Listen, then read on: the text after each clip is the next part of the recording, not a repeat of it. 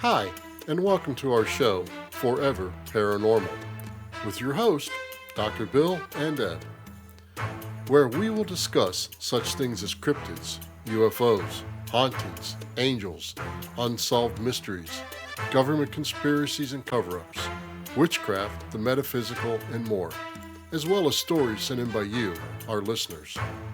If we can connect a paranormal element to it, we'll talk about it. And you may be surprised by what all is connected to the paranormal. Please don't forget to follow, rate, and share the show, since it would not be possible without you, our listeners.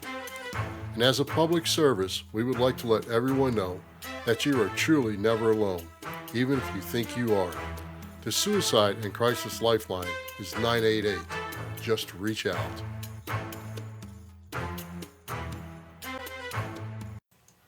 Hi, everyone, and welcome to the show. Hi, Deb. How are you? Good. How are you? I'm great, thanks. Folks, we have a great episode for you this week on one of my favorite things, witchcraft. We are going to touch on a little bit about what witchcraft is and how it originated. Everyone has heard of witchcraft and has their own ideals on it. When most people think of it, they get this picture in their mind of what they learned and seen from television, books, and movies. It would be great if you could wiggle your nose, wave a magic wand, say a few words, and snap your fingers to make a pot of gold appear. But unlike make-believe, you think you know that is not how witchcraft works. First and foremost, witchcraft is not doing the devil's work. This kind of thinking is what had many innocent people burned at the stake. Male witches are still called witches, not warlocks or wizards. So what is a warlock and a wizard then? A warlock is a witch, but it's a malevolent witch. It's a male witch that uses his powers for nothing but evil. And a male witch that gets called a warlock is like calling someone a really bad name or something like that. And a wizard is like Dungeons and Dragons. No one really wants to be associated with that, or when you say you're a wizard, people think of some old guy with this big gray cape and big long beard, but that's not what a wizard is. That's more ancient times and into alchemy and things like that. Oh. One first needs a basic understanding of where witchcraft is said to originate from. There are many schools of thought out there about this, but I take it back to the beginning of man and religion. There is not a religion out there that doesn't tell you about prophets, angels, different gods, etc. Let's just take a quick look at the Bible, touching on a little bit on both the Christian and Tanakh, or Hebrew Bible. Most of the things in these religious books fit right into the paranormal realm. Both of these books speak of witchcraft, typically in a non-approving way, but not always. It seems the gods did not want mortal man understanding and using the same powers as them. Think about it this way. Jesus was born of the Virgin Mary, who was impregnated by the, air quotes, Holy Spirit. So in other words, by a definition of the word spirit, a ghost made her pregnant, after the angel Gabriel came and spoke to her and told her the Holy Spirit would do that. Even if it was nothing more than planting a zygote in her womb. Sounds like magic, doesn't it? I thought a spirit and a ghost were two separate entities. They really are, but if you look at the definitions of the word, sometimes they get intermingled. I look at them as two different, one that's stuck and one that's past. So which one? Which one was the... They say the Holy Spirit in the Bible, so we'll go with the Spirit. Okay. For my take on the beginning of witchcraft, we need to look at the angels or watchers that were sent down from the heavens to watch over man.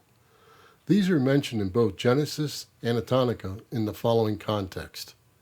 Now it came about when man began to multiply on the face of the land, and daughters were born unto them. The sons of God saw that the daughters of men were beautiful, and they took wives for themselves, whoever they chose. Now, as you know, we have to figure that this was not good. Man was supposedly created in God's image, but was not to be equal with God. Written history tells us definitely that they had offspring which are called the Nephilim, and are said to be the reason God flooded the earth. But why?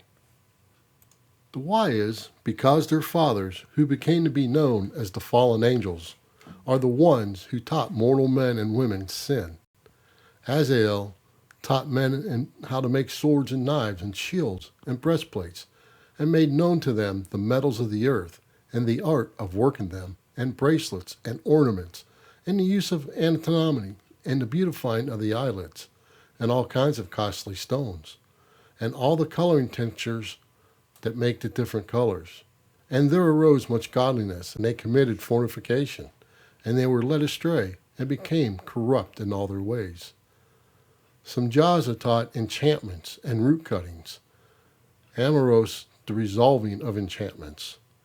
Baraquil taught astrology, Kokabel the constellations, Ezekiel the knowledge of the clouds, Aragil the signs of the earth, Samsiel the signs of the sun, and Serial the course of the moon. But this tale is not about that. So, how is this considered witchcraft? Okay, let's look at making swords and so on and so forth. You're taking fire and grounds from the earth and you're working them together to make a sword, right? That is something that God didn't feel man needed to know.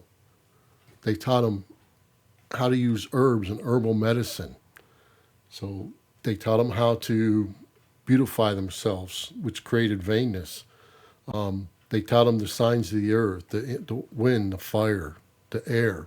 They taught them how to use the clouds and the stars, astrology. So that was prophesizing, that was fortune telling, so on and so forth. So that's where witchcraft came from.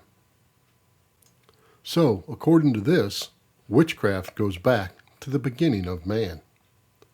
Witchcraft is defined as the use of sorcery or magic, communication with the devil or a familiar. That is actually Satanism, not witchcraft. An irresistible influence or fascination, rituals and practices that incorporate a belief in magic, and that are associated especially with neo-pagan traditions and religions such as Wicca and others. Big note here, not all Wiccans are witches, and not all witches are Wiccans. Wicca is a separate religion of its own. Within the witchy world, there are many different types of witches. I know of at least 25 different types. Here are some of the different types in a brief description. Folk magic witch. They will perform rituals or spells tied to the spirits, mostly who occupy their geographical location or their ancestors. People call this traditional approach folk magic, as traditional witches draw from the folklore of their heritage and what may have been passed down from generation to generation. What kind of spells? Most folk magic witches use spells for protection and healing livestock or healing the sick or things like that. Then you have the guardian witch, which follows the system and beliefs of the founder, Gerald Gardner. In the 1950s, Gardner founded the earliest recorded form of Wicca, Guardian Wicca, and it is a modern pagan religion and its own belief system and hierarchy. These witches worship the great goddess and horned god, who are both represented in covens, with an appointed high priestess and high priest. Note, there are several different types of Wicca, now as some have broken off from the original concept. What is the original concept or core belief? I'm not in the understanding of why they broke off, but I do know the original concept and core belief is everybody is in tune with the earth.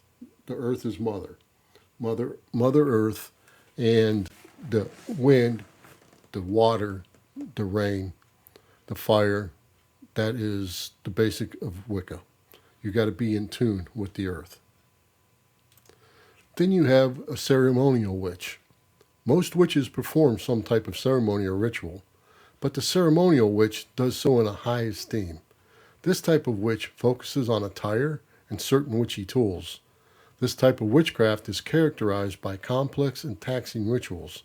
In these rituals, the ceremonial witch will often call on creatures or spirits from another realm by following a lengthy step-by-step process.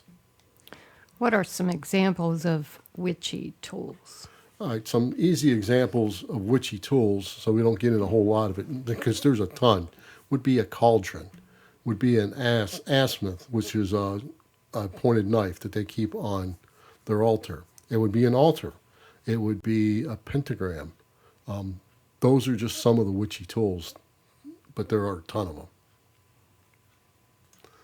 Then we have something called a kitchen witch.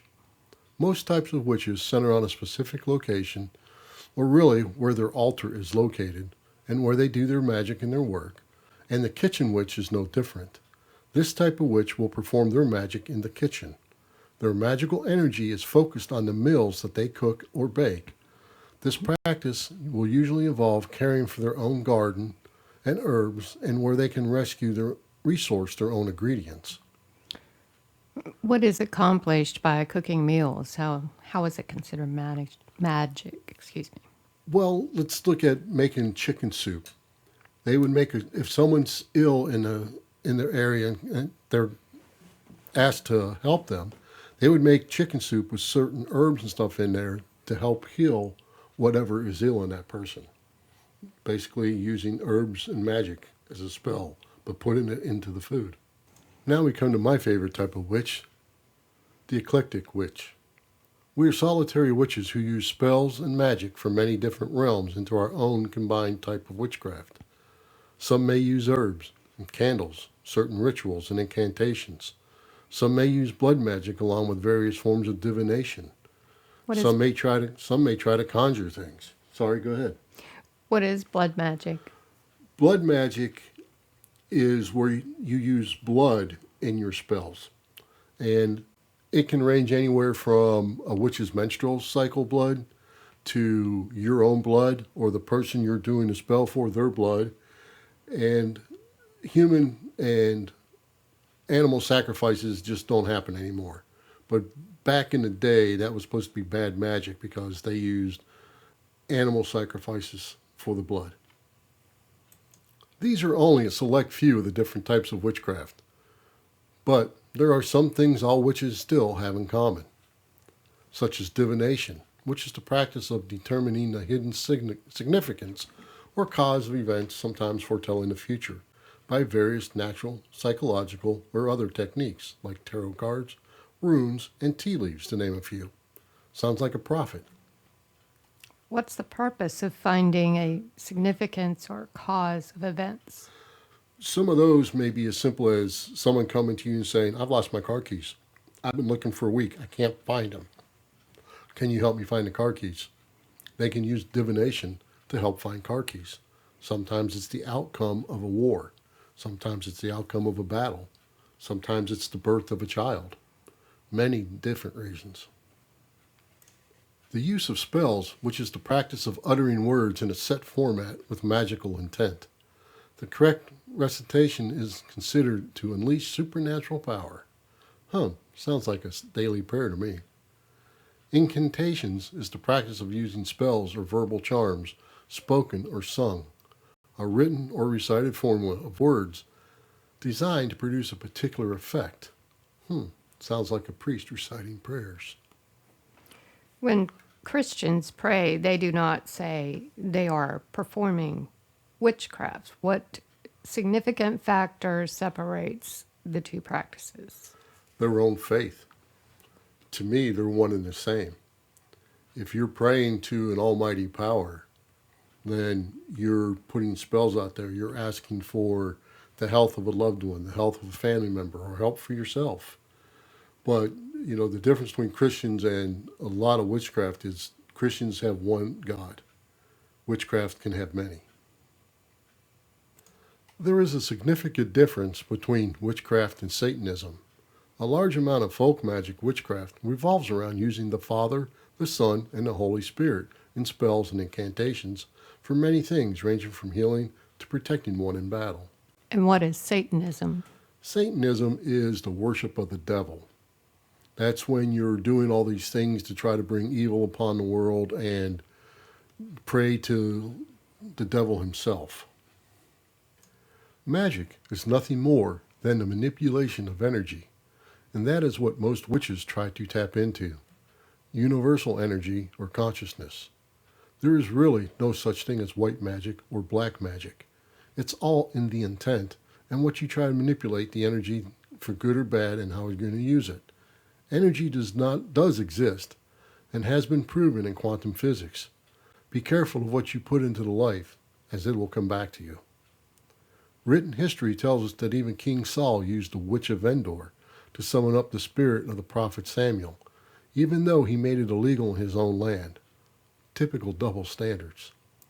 History also tells us that King Solomon was given a magic ring by the archangel Michael that gave him powers over demons to build the great temple. So, can demons be all evil, or are they simply the angels who follow Lucifer and not God? Or maybe they are the Nephilim that were drowned in the great flood. Oh, but that's until yet to be told. Thank you for listening, and remember to like and share the show. We would also appreciate a 5-star rating wherever possible to help new listeners find the show. We welcome all questions or comments you may have about this or any other episode, and our contact information can be found in the show notes of this episode. You can also follow us at foreverparanormal.com. And if you'd like to support us, you can buy me a coffee at buymeacoffee.com/foreverparanormal. The links to these are also in the show notes of this episode.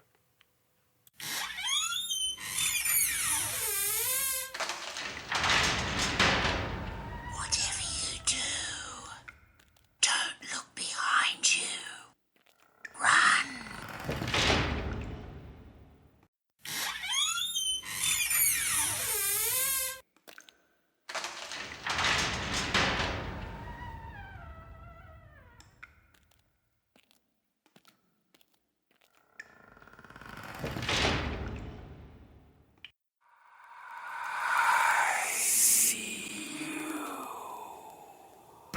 Hi, and welcome to our show, Forever Paranormal, with your host, Dr. Bill and Ed, where we will discuss such things as cryptids, UFOs, hauntings, angels, unsolved mysteries, government conspiracies and cover-ups, witchcraft, the metaphysical, and more, as well as stories sent in by you, our listeners. If we can connect a paranormal element to it, we'll talk about it.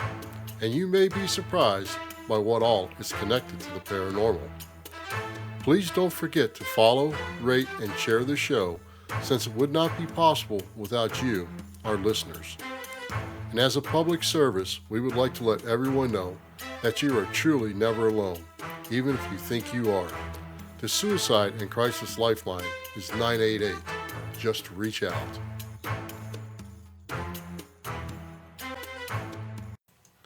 Hi, everyone, and welcome to the show. Hi, Deb. How are you? Good. How are you? I'm great, thanks. Folks,